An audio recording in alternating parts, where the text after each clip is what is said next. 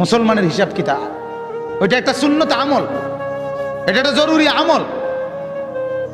কিন্তু মুসলমান আর বেঈমানের পার্থক্য সেজদা। কি বলেন না? সেজদা,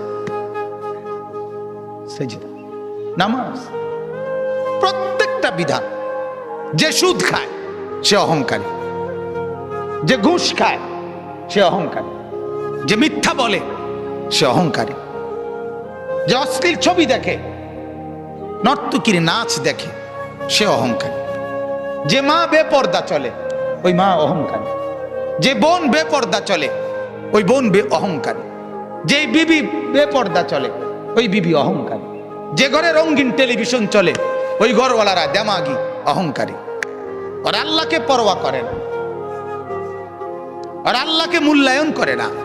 আর আল্লাহ বলেন আমার সাথে যে অহংকার দেখায় কাসামতুহু